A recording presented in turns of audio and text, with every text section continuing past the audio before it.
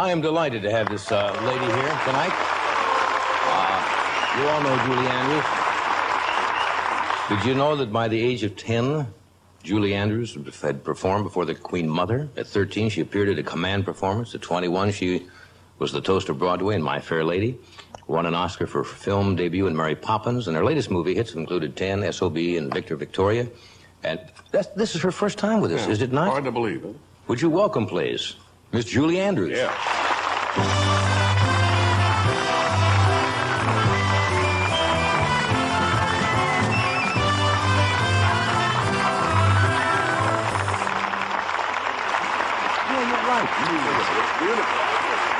Hey, I'm going to tell him what you said to me.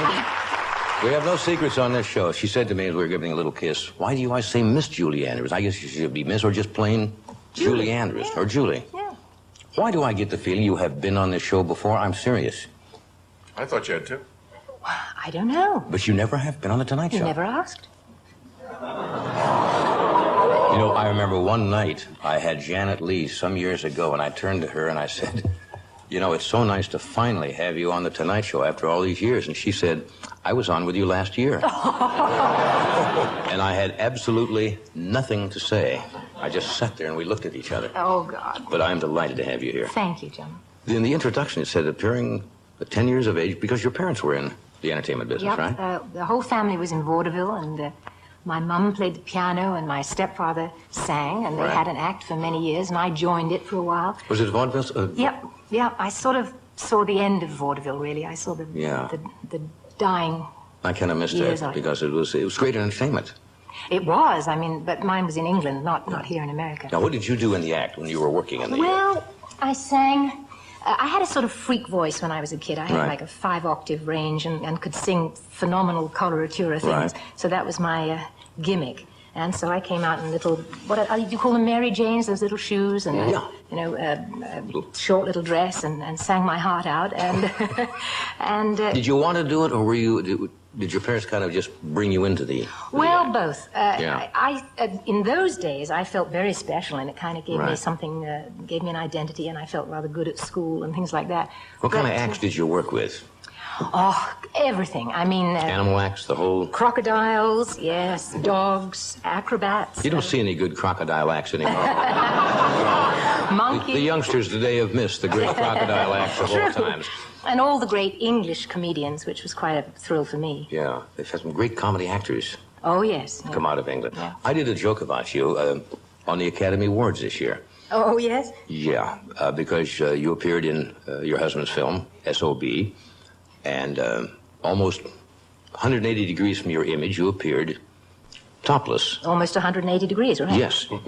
You appeared topless in that movie, and the joke in the Academy Awards and the monologue was, I was talking about motion pictures, and I said in S.O.B., Julie Andrews proved once again that the hills are still alive. And it got one of the biggest laughs of the whole night. Now, Thank you. you've been asked that question many times because your image has been Sound of Music, Mary Poppins, and so forth, and all of a sudden, a revealing part of your anatomy.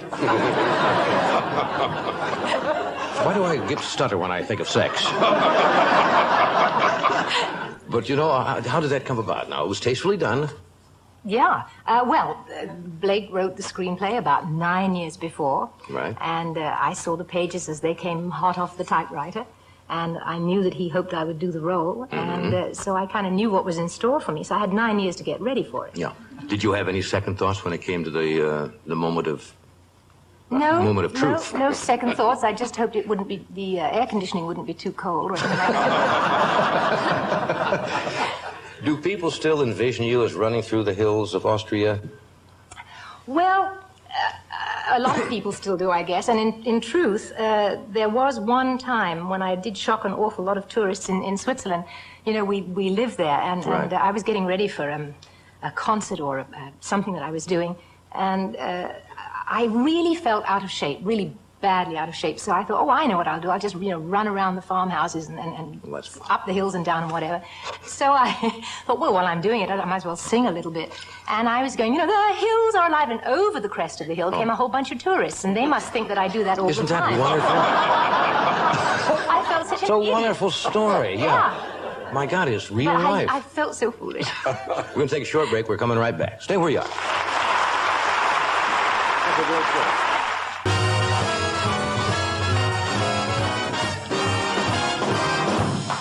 Thank you, Thomas. We're talking with Julie Andrews, and we have Bob Uecker, Terry Gibbs, and Buddy DeFranco. When you played in Victor Victoria with James Garner, you played the double role. Did you find that difficult, trying to portray the man side of... No, really, I guess the hardest thing was trying to decide whether to dress left or right. Big problem for you, Big, yeah. Actually, Blake cut out a scene in the film that was adorable. And I was being measured by a tailor for a suit as a man, and he was measuring the inseam, and he said, which side do you dress? Oh, left, obviously. And they cut it out? No, well, he cut it out because I then went into the dressing room and took a huge scarf out of my pants and threw it around my neck, and it had to go. When you make motion pictures, of course, you have no, like we do here in a show, immediate reaction, except from the crew, and normally they have to keep quiet. When you do Broadway or something like that, you get that immediate feedback from the audience, so you know exactly how... And you start at the beginning of the evening and you end at the end of the evening, right? Now, when you make a movie, you really don't know at the time how it's going to turn out or what the response will be because you can't get any reaction. Yeah. Do you prefer something in front of an audience? I mean, coming from vaudeville, I would think, No, funnily enough, I think in a way I prefer film, although I love being able to touch an audience once in a while. But film for me is a little quieter, and you get to do it over and over again, and I kind of like being private about it and then letting it go. Right. So if you don't like a particular thing, we say, well, let's try it a little bit different way. But Blake often says that, in a drama, you've got a lot going for you, and histrionics and so forth. If the audience don't laugh, a comedy goes, right down the tubes. And so it is the hardest for him to do, I think. Yeah.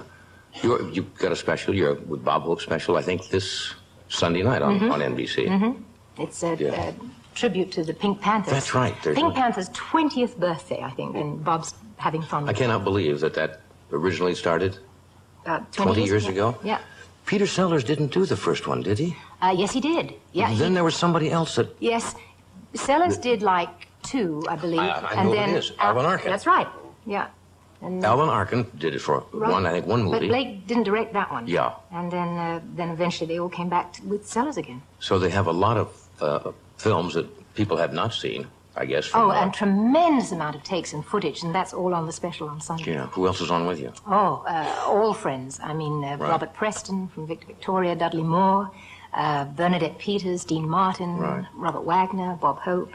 Just a fair cast. Yeah, just a... And also they have some big names.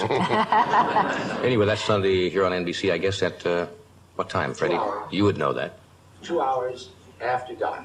I think it's on after... no, see, you can't tell people it's on after dark. I was just trying to give a time. It's parts of the country. What? Talk for a while. I'll look On different parts of the country. It's from from 9 to 11. 9 to 11. Yeah. Except in the Midwest, Where it's 8 to 10. where it's 8 to 10. But dark. And in Barstow, you have to go to Daggett to see it. We'll take a break. We'll be right back. Stay where you are. Julie, it's so much fun having you here. Really, It was lovely, I hope you Joe. found it easy. Yeah, I did. And we'll watch for you on the Bob Hope special. Thank you. From 9 to 11 on Sunday.